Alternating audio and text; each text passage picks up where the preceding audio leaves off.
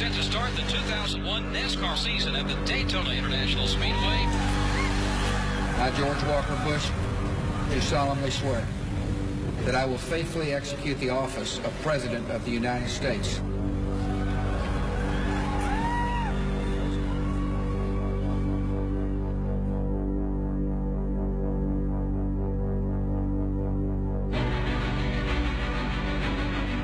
The peaceful transfer of authority is rare in history, yet common in our country. Michael Jordan is poised for a comeback. Duke is celebrating its third men's basketball title. To be able to create a product like this, it's pretty amazing.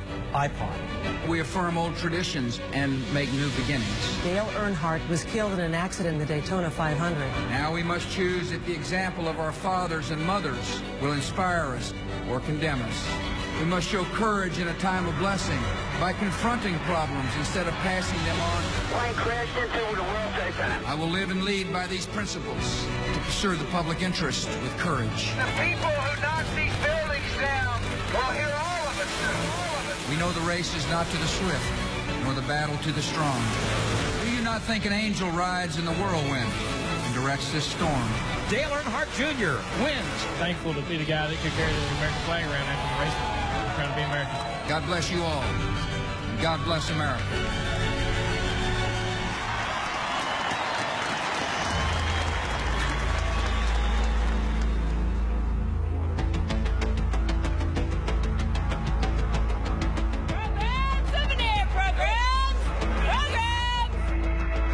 Each NASCAR season begins with a pilgrimage. Thousands of fans brought together by the power of a single event. You go to Daytona in February with the start of the season, and the Daytona 500 is magnetic because it's the biggest event that NASCAR will do all year long.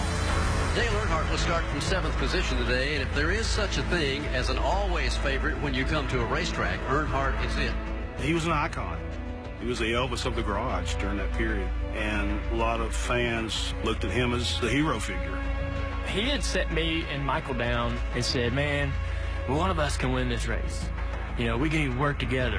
And so when he came up to me at the car right before we got in, he was sort of saying, hey, remember the conversation we had? Let's do that. We can all have great days. As drivers strapped into their cars, most did so without a head and neck restraint system. But in light of racing's inherent dangers, innovations such as the Hans device were slowly catching on.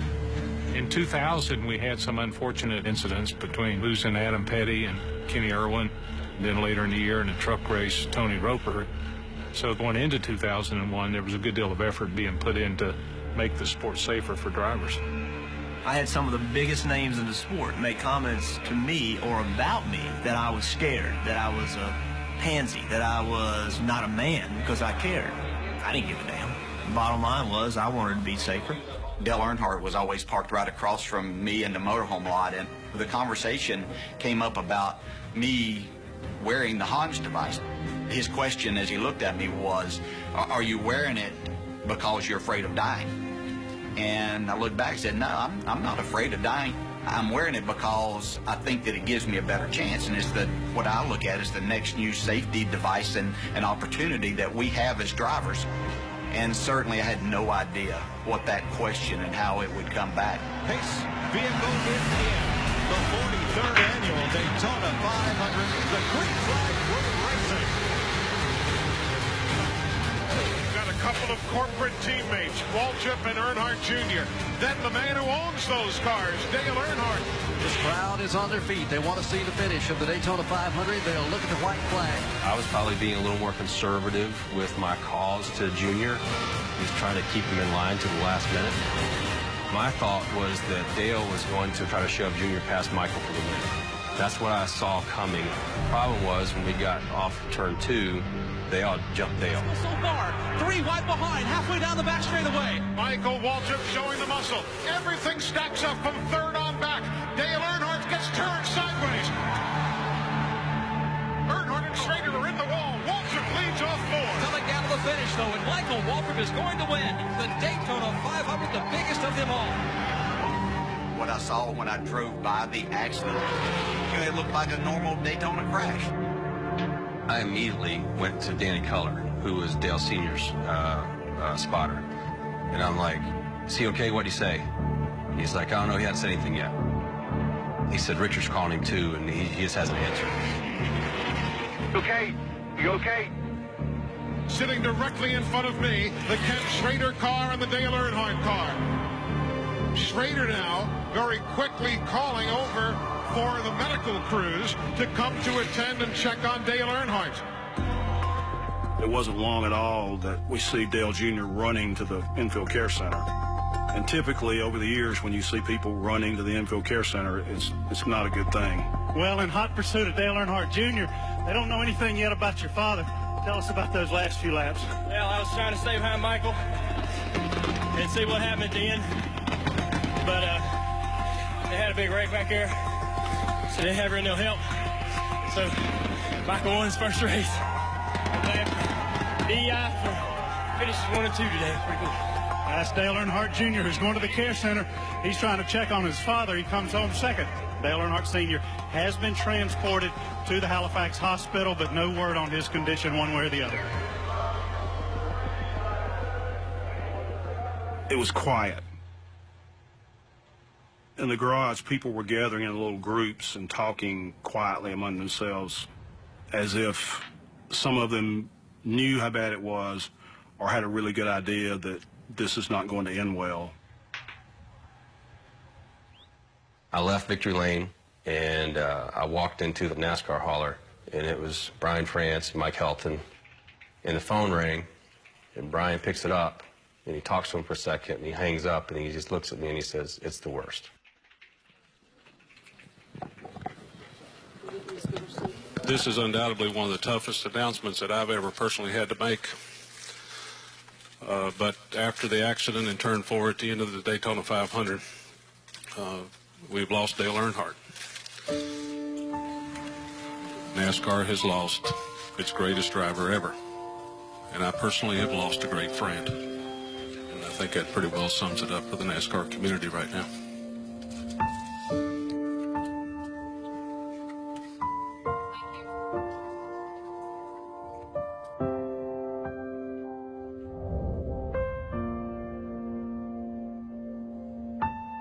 Felt bad for all the fans that were upset, and you know, seeing people crying and carrying on, and you felt terrible for the shock that it must have been for these people to lose their hero. It's a damn shame that he's gone because he had so much more to give. But we got to fend for ourselves and do for ourselves without him.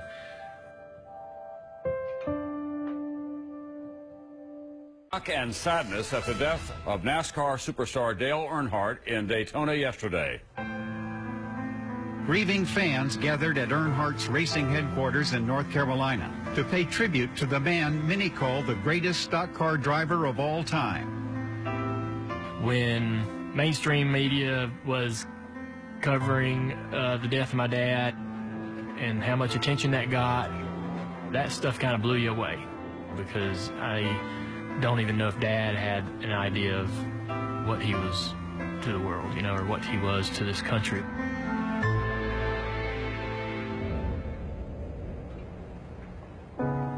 The calendar rarely makes concessions for loss and confusion.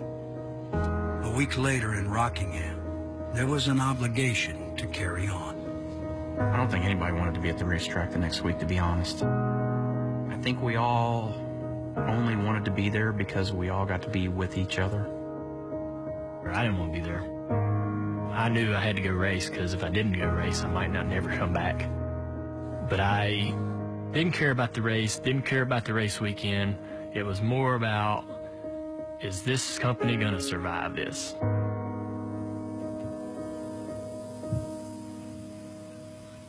One of the things that this really teaches you the most about is how selfish you are about things like this. I mean, I miss my father, and I've cried for him, but out of my own selfish pity is the reason for those emotions. And that's really all I have to say.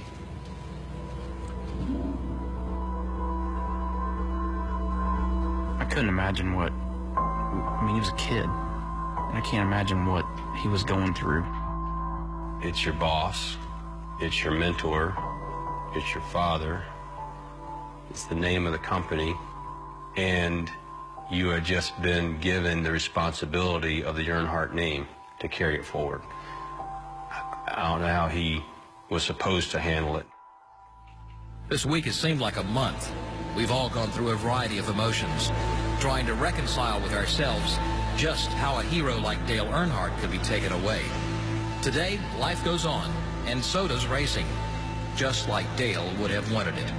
There was a mood and a feel of, okay, I'm doing this, but I'm not sure how I'm going to do it or even if I want to do it, but I know I have to do it.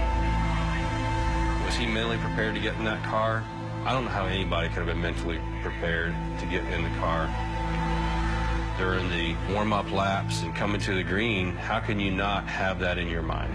Green flag goes in the air, and we are underway in the Drew Loop 400 as they race to turn one. No outside. Come on low, come on. Direct in front of you. Stay low, stay low. Trouble in turn 4. Dale Earnhardt Jr. head on into the concrete. From the last lap of last Sunday to the first lap of this. This cannot be happening to that young man. It looked so similar to Dad's wreck. I was embarrassed by that. I was embarrassed because it looked like it looked. After the accident, he wanted to go home. He didn't want to fix it. They didn't want to mess with it. I don't think he wanted to be there. What raised us all back up, Steve Park came to life. Here comes Steve Park now. This is one of Dale Earnhardt Incorporated's cars. Would be a very, very popular win. The first time Steve Park went to Rockingham, he was horrible. And Dale sat down with him and went over to the racetrack. You know, you got to let off here, you get on the gas here. This is how you preserve your tires. He taught him that. We were leading that race, and Bobby Labonte is coming. Bobby Labonte, full of hustle. Steve Park is full of heart. Looking to pull even into turn 3. Labonte is there. Hart's on the outside trying to hold him off.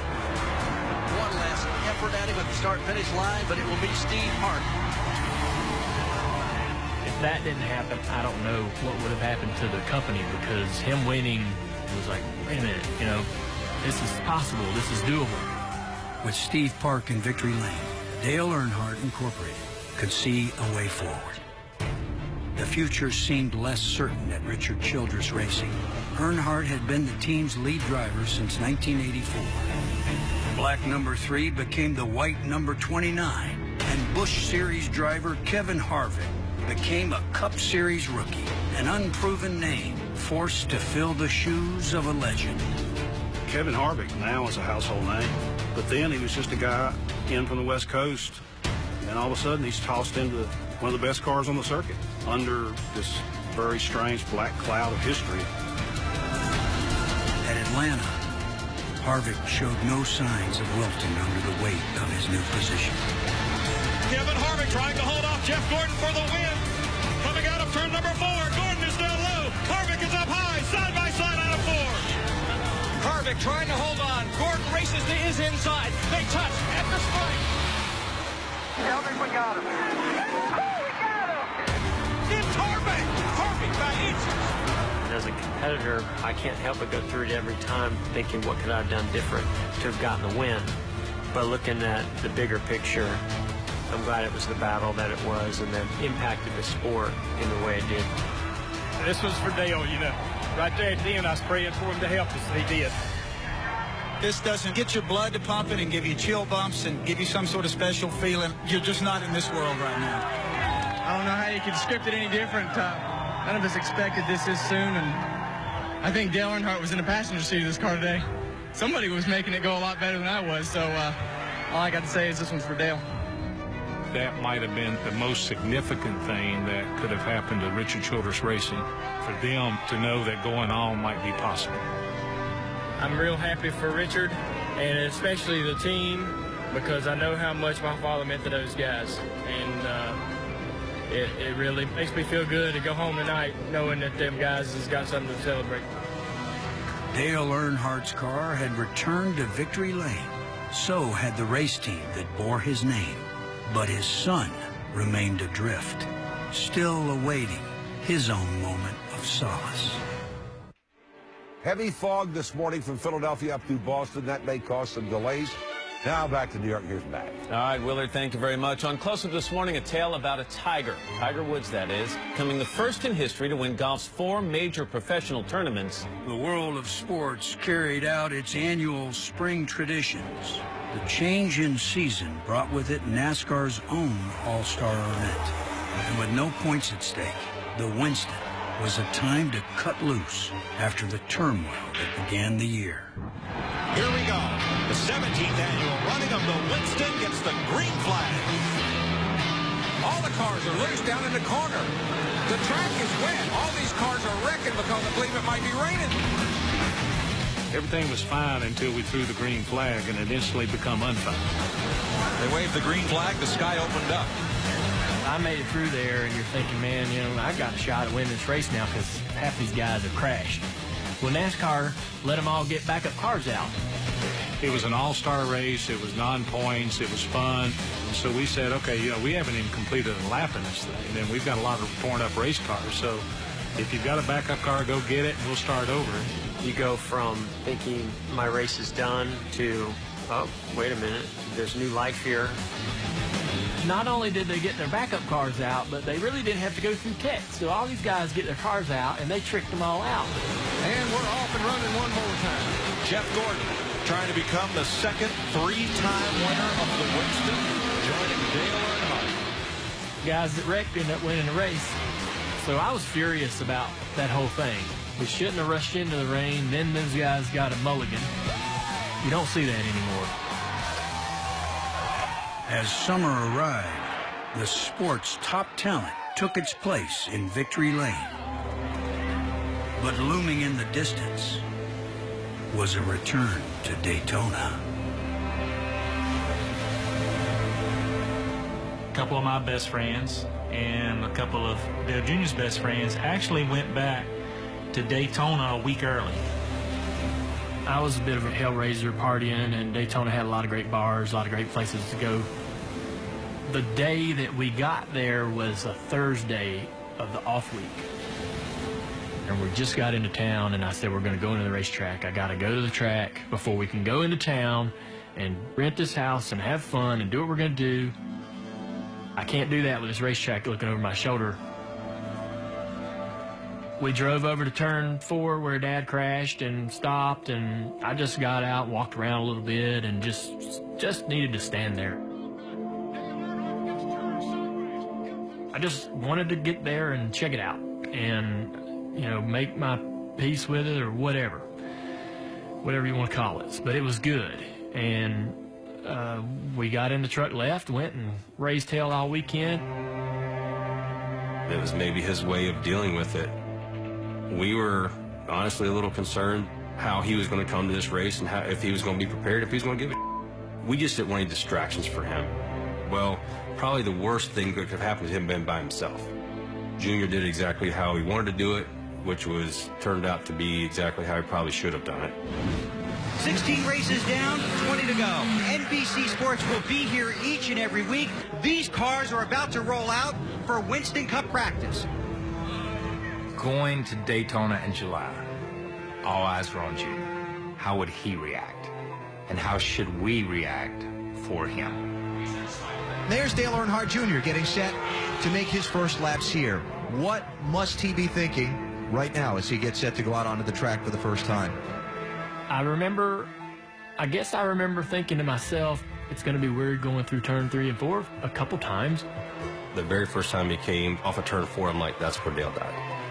I remember it so vividly, just that, like, that's right there, that moment. You know, like, I just comes through the corner, like, right there's where he split. And it did that for like 2 or 3 laps. It's hard not to do that. I mean, it's the last thing you saw from that perspective was Dale Earnhardt crashing and dying. After a couple times, it was over. I think I was okay. The way he handled himself, the way he didn't shy away from it. It's here, it's part of it, it's part of who I am, it's part of who I'm going to be for the rest of my life. He became, in a lot of ways, a leader in the garage that day. Dale Jr. will be a very strong contender Saturday night. That'd be a story. Can you imagine the ovation that would happen if Earnhardt Jr. won the race Saturday night? Today, a 21-gun salute to America. From the USS Constitution in Boston Harbor, the hub of the American Revolution, to parades in America's heartland, the great experiment in democracy, cheered and embraced. As the nation celebrated, NASCAR returned to the site of one of its greatest tragedies. The emotion of that weekend was palpable. Where he goes. Dale Earnhardt Jr. will start 13th here tonight. Many in the garage feel he could be the driver to beat. Gentlemen, start your engine! Some 180,000 fans are packed into the Daytona International Speedway. Can Dale Jr. dominate Daytona like dear old Dad used to? He has a fast car, just enough experience, and tonight, most likely, a little help from above. The crowd is on its feet. The 43rd Pepsi 400 goes green on NBC. With such emotion, pressure, and expectation, many young men would break, but not Dale Earnhardt Jr. He was spectacular. Dale Earnhardt Jr. goes for the lead. The fans all jump to their feet. Earnhardt Jr. leads at Daytona. Check out those fans. They are absolutely loving this.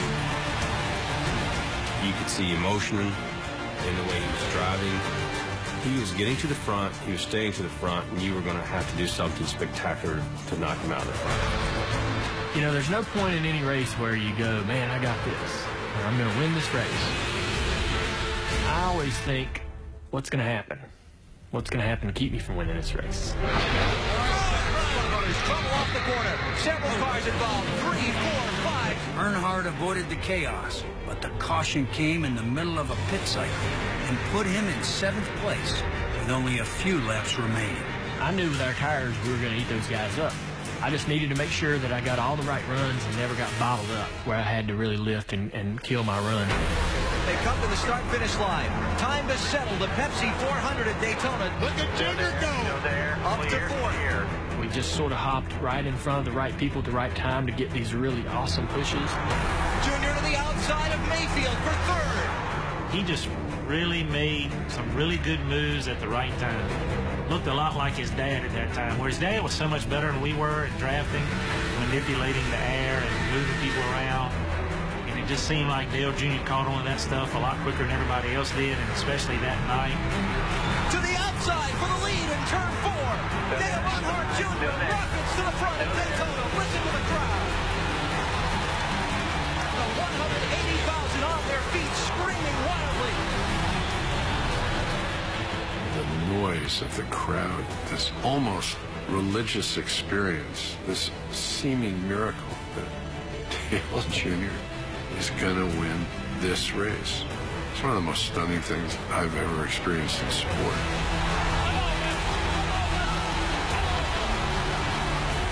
Dale Earnhardt Jr. using lessons learned from his father to go from 6th to 1st and score the victory with a Pepsi 400. That's unbelievable.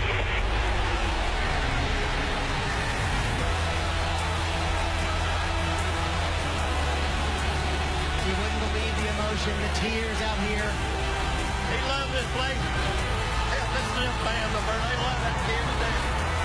They were so loud. They were frenzied. They were cheering. They were crying. It was crazy.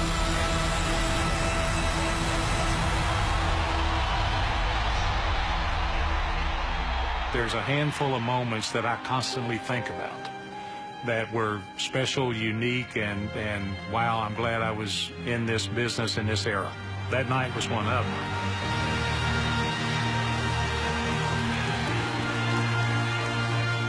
It opened up all the emotions that had been sort of suppressed for the last, 3, 4, 5 months. We finally get to celebrate, and it's okay.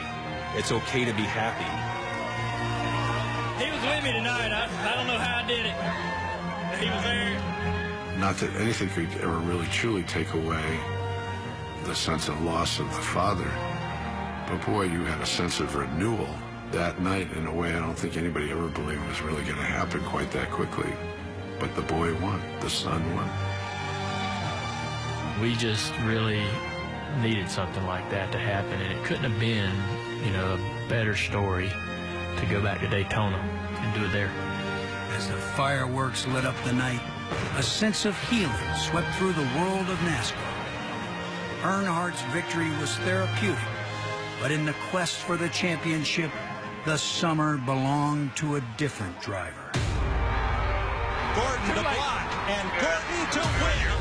Jeff Gordon becomes a three-time winner of the Brickyard 400. By mid-August, Jeff Gordon had racked up 5 wins and 14 top 5s, carrying him to a nearly 200-point lead in the standings. He just was fast. You wanted to go out there and beat him, but to be honest with you, there wasn't much chance. He had everybody covered that year.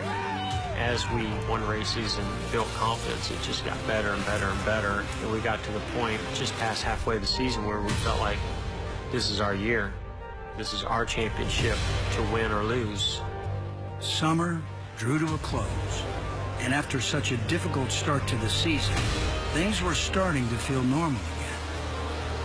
With the focus now on the championship, no one in NASCAR could predict that once again, everything was about to change.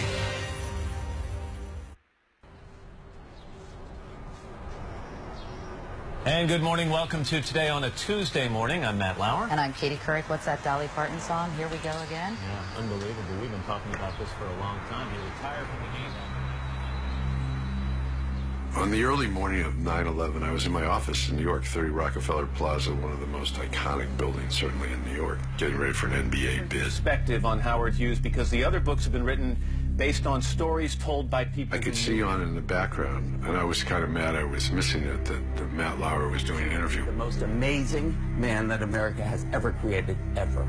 Okay, I have got to interrupt you right now. Sorry. Richard Hack, thank you very much. We appreciate the book is called Hughes. We want to go live right now and show you a picture of the World Trade Center. And all of a sudden, I noticed on the screen they were kind of into something much different. As Matt just mentioned, we have a breaking news story to tell you about. Apparently, a plane has just crashed into the World Trade Center here in New York City. It happened just a few moments ago. I was living in Florida at the time, and I just remember that morning in disbelief and like most people, really confused. I was sitting in my office doing a radio interview, and he said, "Hey, oh wow, an airplane just hit the towers." I was testing at Kansas Motor Speedway, and I could see across the garage the race car sitting there, and all the guys are standing in the corner glued to this television up in the corner of the garage. I was at my desk in Daytona and saw the first incident, and like the rest of the world, wasn't sure what was going on, but you knew something significant was happening. I was in Stewart, Virginia, watching the news feed. They're talking about the first plane, and here comes the second plane coming in.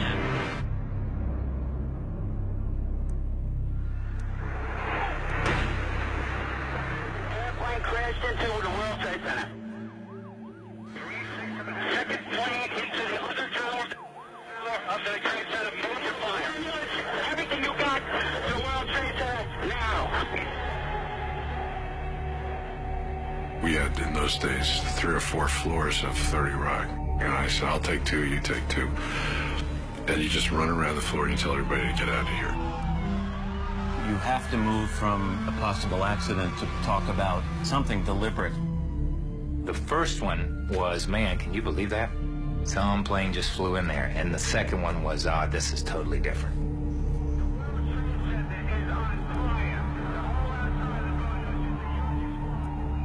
Every emotion is we're under attack, and you don't know what's next. Of course, speculation of a terrorist attack is unconfirmed, although that is what some Pentagon... Katie, I don't want to alarm anybody, but apparently there was an explosion of some kind here at the Pentagon. Intelligence officials tell me that they do believe at the Pentagon that that was a third plane. I don't remember what time it was that I actually turned the TV on. I didn't move. I never took my eyes off the TV all day. This footage we're seeing right now shows that the damage is so severe. This is the most serious attack in the United States in more than 100 years. By mid-morning, our world had changed in a way that it would never be the same again. We're talking about people who were hurt, perhaps killed in this blast. Many of them have been brought to area hospitals, including St. Vincent's. Is this just a dream? Is this, what in the hell is going on? It was really kind of similar to that feeling I had when Dad was killed. It's like, what does this mean for all of us? Pretty scary.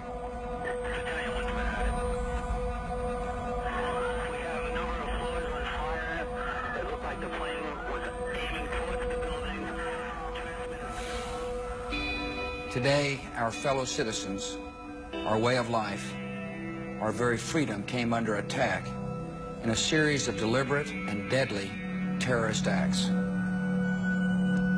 None of us will ever forget this day. Yet we go forward to defend freedom and all that is good and just in our world. Today, it is quiet and nearly empty. And around the country, it's an uneasy start to the day. While everyone is encouraged to return to normal, to get back to their routines, certainly it's slow going. In the immediate aftermath of 9/11, I heard from Bill Jr., a phone call, saying that they had heard from the NFL that they definitely weren't going to play that weekend. We were all still trying to put all of this together. I'll never forget the phone call from Mike Helton. I had several conversations with different drivers and got different opinions, but I think the consensus was that everybody understood that, hey, you guys make the call and we're with you. NASCAR has decided to postpone this weekend's Winston Cup race until November 23rd, the day after Thanksgiving. Sports and entertainment are good complements to a healing process. But there's a time and a place where I think that we landed that you simply have to be aware of the fact that the magnitude of that day certainly was one that deserved peace and quiet. Good morning and welcome to Today on a Tuesday morning. I'm Matt Lauer. And I'm Katie Couric. You know, it's hard to remember what it was like just a week ago this morning, and still, life somehow goes on. As this country did go back to work, to school, and to play, it was, as someone said, not business as usual, but business as unusual. There is a new reality. Professional baseball returns, but like everything else in America, it won't be the same. You got a sense that America, at least in terms of its love affair with sports, they were ready to resume. It wasn't quite yet business as usual, but it was back to the business of racing for NASCAR's elite division. This is a time when Americans all over this country pull together, and NASCAR is no different. It was in our country's best interest and in race fans' best interest to go racing.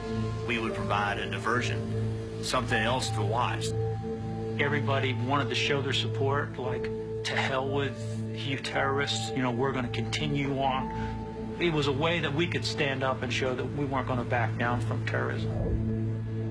Today, as the race begins in a world full of confusion and certainly frustration, we offer you a dose of fun.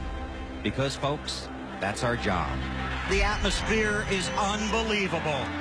There was a lot of emotion and a real sense of everybody kind of coming together. It's events like that that really bring all that patriotism to the surface.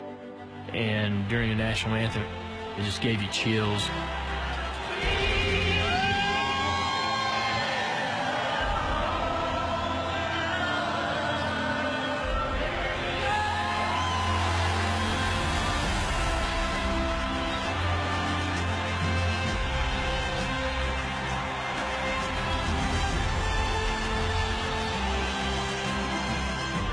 pre-race at Dover was insane.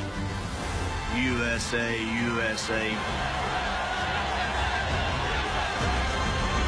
We're a very strong group, especially when we come together, and then we're not going to let something like this tear us down.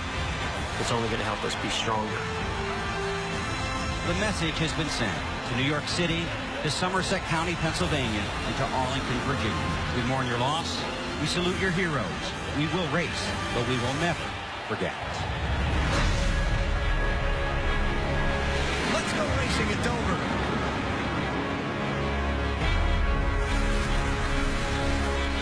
Dale Earnhardt Jr., new leader.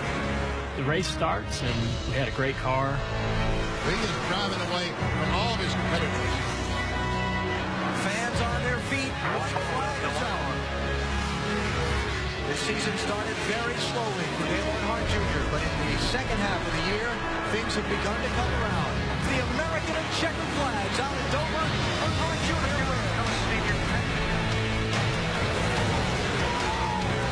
Hey, where's that big American flag at? And he stuck it in there, and I was like, dang, this is a really big flag. I hope I can hold on to this thing, because it's not supposed to touch the ground, right? And so I jam it down in there somehow, and I'm hanging on this thing, and I'm driving around the track trying not to go too fast to get it yanked out of my hand. To be able to throw that American flag in that car and ride around that racetrack, and with all these fans jumping up and down, what an incredible feat. It doesn't get much better than this. And Earnhardt carrying an American flag down the racetrack. Very emotional, patriotic day that made you so proud to be part of this history, but also be an American.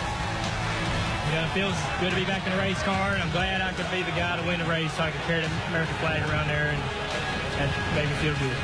For him to win that comeback race in Dover, to get our feet back under ourselves after 9/11, I marvel at the load that Dale Jr. carried. The victory and celebration were fitting contributions to the healing process. 2 weeks later, the country's military response coincided with the start of the race at Charlotte. Right now, there's breaking news developing, so we're going to go to NBC News in New York and get an update on what's happening. American-led military attacks against targets throughout Afghanistan continue tonight. These carefully targeted actions are designed to disrupt the use of Afghanistan as a terrorist base of operations. Ladies and gentlemen, we're just slightly delayed in the race because there is live coverage of our troops and what's going on overseas. The whole sport, particularly the grandstand, erupts and cheers. That was a proud moment that said, by golly, we're gonna right this wrong. There was a lot of energy of, this is my country. I'm not gonna let this just go by. Something's happening. We're gonna get these guys. 9/11 pushed Americans into a frightening new era. Afghanistan was the first step towards securing the nation. The death of Dale Earnhardt solidified NASCAR's own march towards safety. On October 17th, the sport decided it was time to make a definitive change. NASCAR made an announcement this afternoon, and it's a big one. Head and neck restraints are mandatory, effective immediately. We chose to mandate the use of it. The decision was made after authenticating the benefits, and we ensured that the pluses way outweighed any minuses that might could happen. I'm claustrophobic, so I was one that really fought hard against it, but I mean, I'm glad NASCAR pushed back and made me wear it. It became a situation where NASCAR saw it was like an easy answer to mandate those products, and it was going to save your butt in a wreck.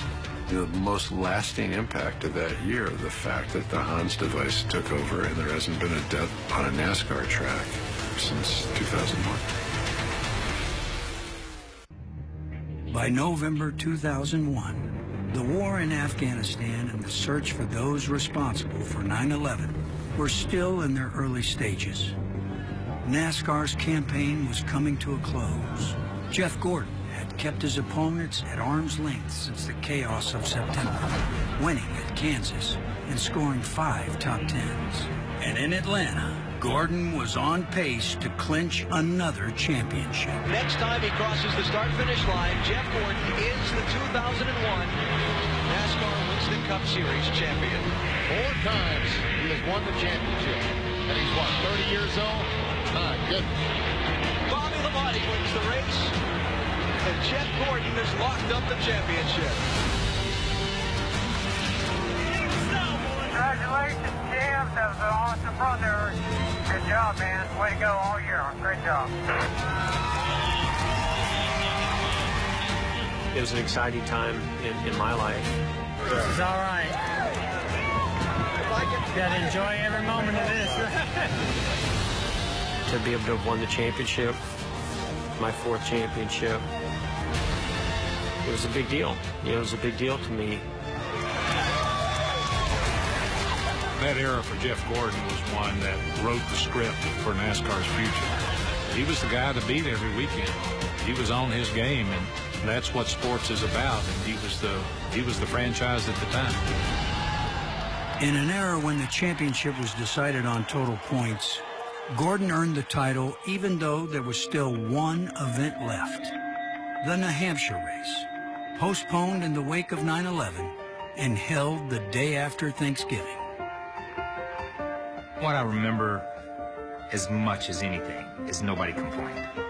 Nobody complained that they were spending Thanksgiving in a hotel room or in a city that they weren't used to, with people they weren't used to spending time with or whatever. Nobody complained because we all knew the reason why it had been kicked to that point.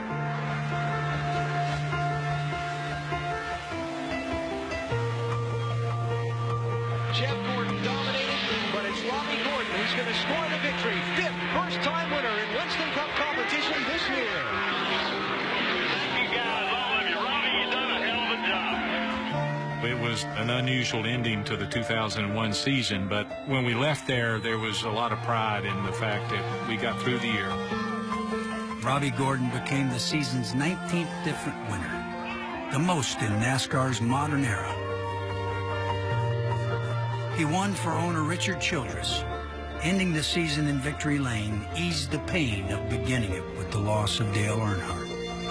Even the win today, nothing will ever fill the void that's still there. It'll always be there in our hearts. But today, these are the things that help keep us going and keep us coming back to the next races. So the season has ended. It's officially over. Let the celebration continue. Not the championship celebration. I'm talking about the celebration of living, the celebration of sport. After all, sport is the part of living that allows us to put our worries on pause so we can go play. Of course, living is the part of sport that makes us worry about how we're playing.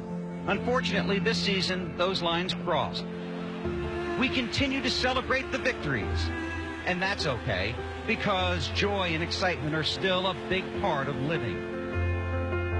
But this year, we remember the losses as well as the wins. Congratulations to the drivers and the teams who provided all the fun when there was so much to worry about. Every NASCAR season ends with an awards banquet, but that year, there was more to honor and reflect upon than just racing. We turned the banquet into an opportunity for all of us to pay tribute in the proper areas that we were able to pay tribute to. But while it was a great year for us and our team, it was a very tough year for our sport and our country. For NASCAR, the year started with the huge loss of Dale. Of course, everyone was affected by September 11th. We'll never forget those who were lost that day and their bravery, the New York police and fire departments. Thanks, guys, for being here, and thanks for what you do for us. All those things in that year, I'd say is probably the most important year in the history of racing.